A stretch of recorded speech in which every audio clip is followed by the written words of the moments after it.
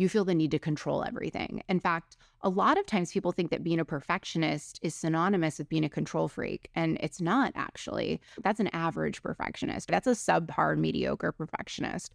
A real power player perfectionist, a leveraged perfectionist, someone who has their perfectionism rewired, is a perfectionist that goes to power instead of control. Are you a little bit of a perfectionist? Type A, hyper performer? Then you know that having the audacity to see an ideal and bring it into reality while breaking generational habits of hustle can be tough, but it doesn't have to be.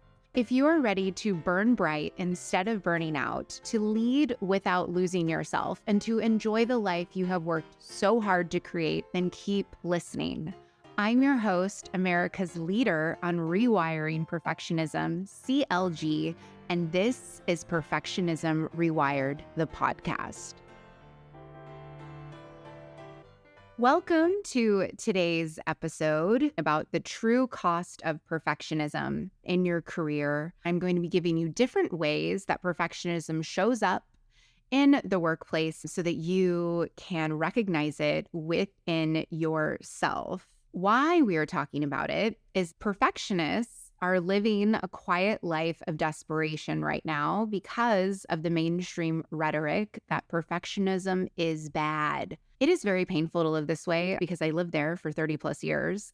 I felt so alone and misunderstood and frustrated when I would talk about my perfectionistic tendencies, and my coach or coaches or groups that I was in would either laugh, be dismissive. It would be one of those things that's like, if I knew how to be less of a perfectionist, I would.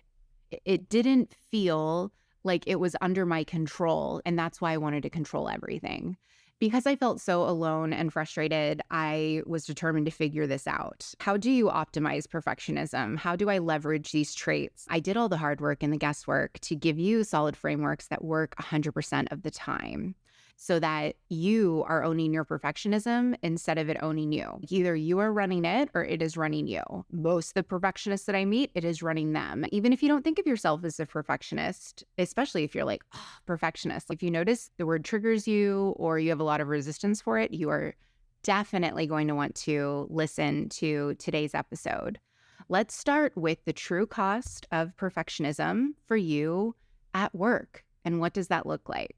The first type of perfectionism in the workplace that I see a lot is wanting to perfectly control how you feel, when you feel it, and the degree to which you feel it. Maybe you idealized how you should feel when you got this promotion that you have been working for, or when you get made partner at your law firm.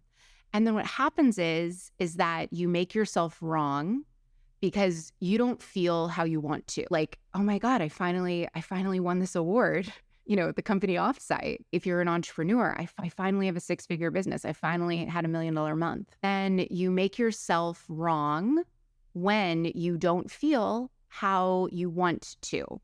And your feelings become a problem instead of an experience. You're not allowing all of yourself to exist in that moment. You could be incredibly proud and also feel really anxious because I have all this pressure on me. Now I'm in this whole other tax bracket and I'm not really sure what to do. You can have room for both. Another way perfectionism shows up, you want to be consistent, you want to be predictable, and you don't actually allow yourself to be a human. Because you are suppressing how you feel, you tend to create a lot of superficial connections at work, which then makes it so that you feel excluded, misunderstood, and underappreciated. So then your productivity goes down.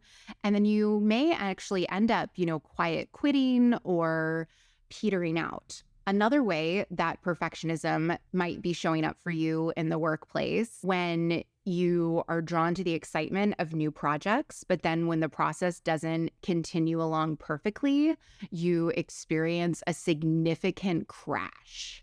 This can lead to a lack of trust and collaboration with your coworkers because you are someone that you can get really, really excited about starting new things, but then you don't actually finish them or follow through on it. Another way that perfectionism is costing you in the workplace, I noticed a lot when I crossed over and became an entrepreneur. I was painfully aware of my talents, but I didn't feel ready. And then at the same time, I would see other people who had less experience than I did, who were younger than me, and they would be out there just killing it. And I would be frustrated and resentful. They weren't constrained by the same tendencies that I felt. I remember when my podcast hit 100,000 downloads, I didn't believe that that was enough. And so I didn't talk about it. I saw someone else who just started a podcast. She was sharing online boldly and proudly with her audience that she had 10,000 downloads and was like so stoked about it and so excited. And part of me at first was dismissive and judgy about like, how can she share about that? That's like so tiny. But then also a major part of me was really jealous because I was like, man, I wish I would have been able to celebrate myself in that way publicly. And here I am at over 100,000 downloads. And I don't even believe that that is worth sharing. Another way that perfectionism is a high cost is when you are wanting everything to appear effortless and you will override how you feel so that the people around you feel good. Because you're so good at picking up on what other people might need help with or can sense their frustration that you don't articulate what it is that you actually might need or want. And then you feel hurt when others don't read your mind, when the care that you give other people in the workplace or your colleagues isn't reciprocated to you. Another way that perfectionism costs you big time in the workplace and why you want to stop being a perfectionist at work is when I know for me, I used to always address my work life from a future state. And I would really just focus on achieving goals, like Q1 goals. And I had a really robotic relationship with wins.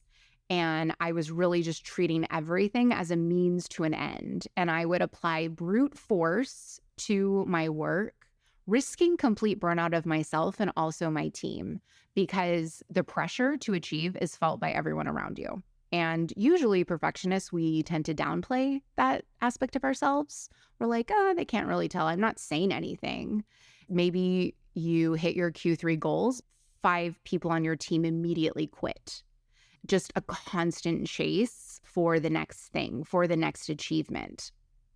You need to do it perfectly. You need to hit it in exactly the right timeline. Another way that this can show up is feeling that you need to understand every single detail before you move forward. Maybe you're even delaying or avoiding action until you feel like, I understand this perfectly. You're not raising your hand for opportunities. You're not chiming in at an all hands.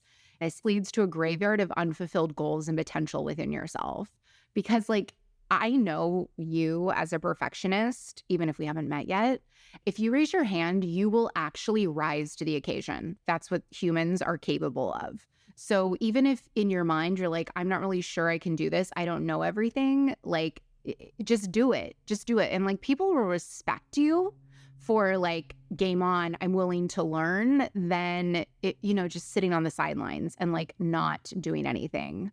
Are you seeing how this perfectionism shows up for you so far and the cost at work? Are you tired of being in a robotic relationship with success, with zero meaning or joy during the process, where your victories feel anticlimactic? If you're nodding your head yes, listen closely, because I might have the solution you've been searching for. My Perfectionism Rewired Accelerator, a 6-week, highly individualized one-on-one coaching experience designed exclusively for perfectionists like you.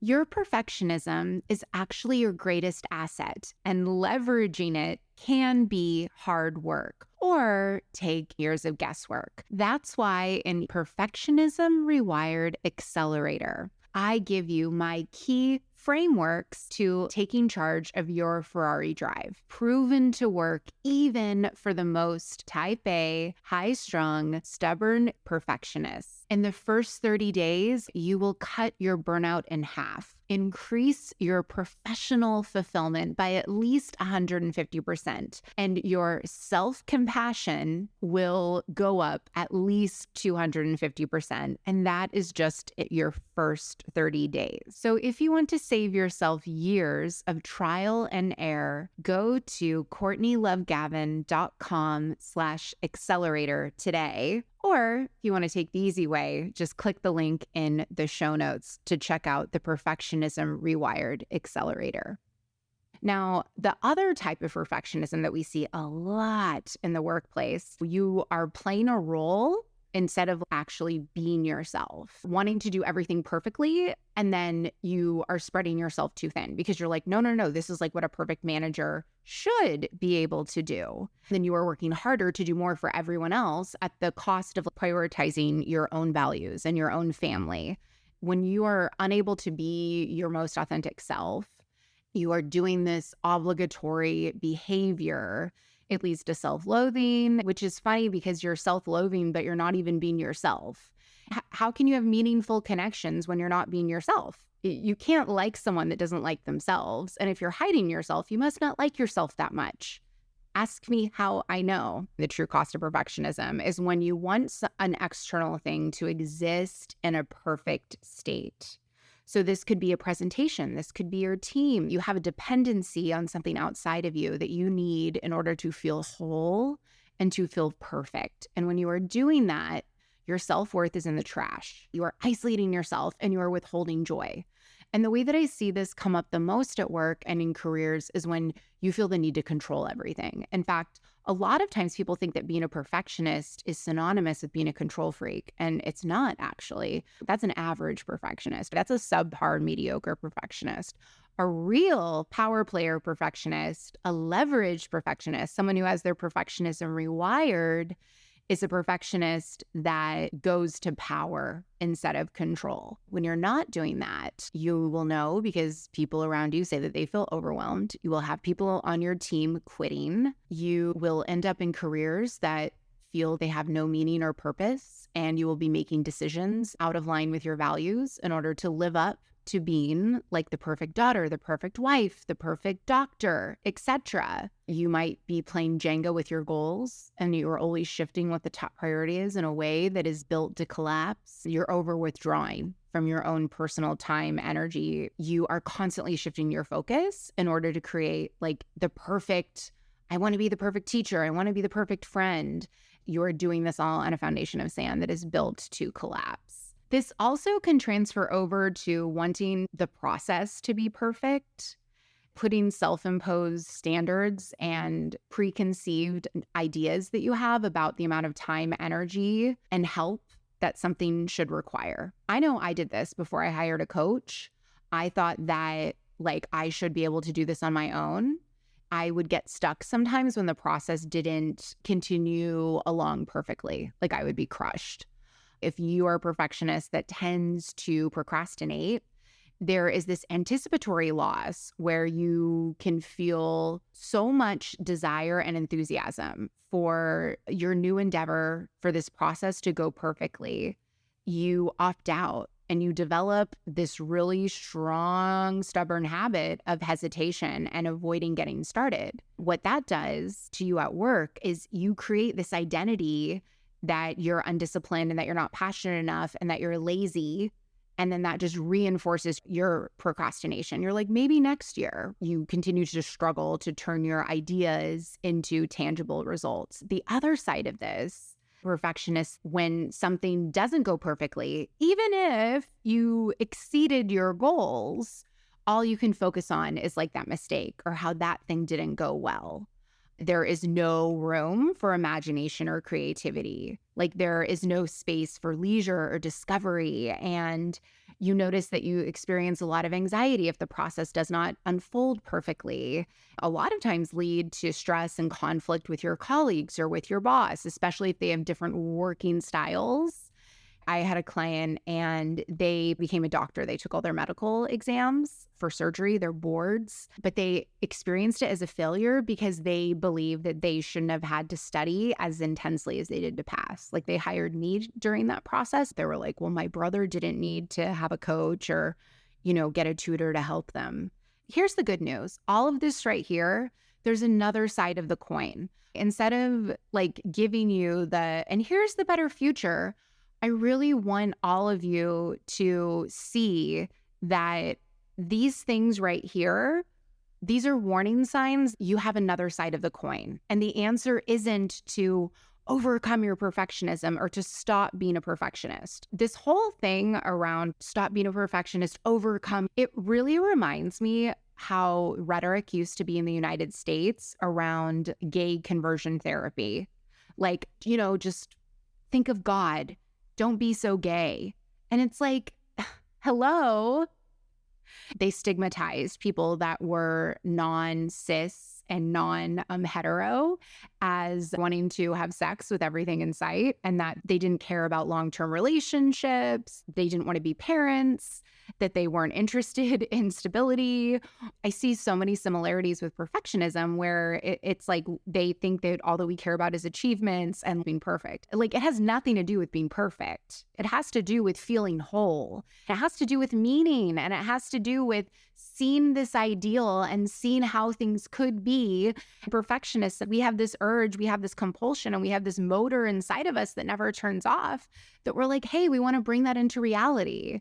And what's important to see is that it's an ideal. So therefore, it will never come true. But that doesn't mean that we don't stop working towards it and that we cannot have so much joy and just aliveness throughout the entire process. So if you noticed in this episode that holy cannoli, holy wow, I read you like a menu, then definitely go to CourtneyLoveGavin.com. Check out the Perfectionism Rewired Accelerator. The importance of the Perfectionism Rewired Accelerator is that when it comes to all of these frameworks, if you press all the buttons at once, the system will jam, which is why you have me by your side, curating the frameworks to work with your unique flavor of perfectionism instead of against it. If you sign up in August, I give you a personalized book you get to take with you forever, ever, ever that has your own playbook. You get to be part of a wonderful community. It is a private one-on-one coaching experience, but there's also a community aspect to it. It's ADHD friendly. I looked at my best clients and their best results, and some of my clients that were like 70% of the way there. And I said, what could I do to get them to 100%? And I put everything in that along with the best practices. Instead of things taking months or years, we can do them in days and weeks together. I invite you to apply to the Perfectionism Rewired Accelerator. There's a link for that in the show notes. You can also go to CourtneyLoveGavin.com/accelerator. If you want to know more about the true cost of perfectionism, hit that subscribe button because that's what the next couple of episodes are going to be about. Take care, and here's to you, my perfectionist.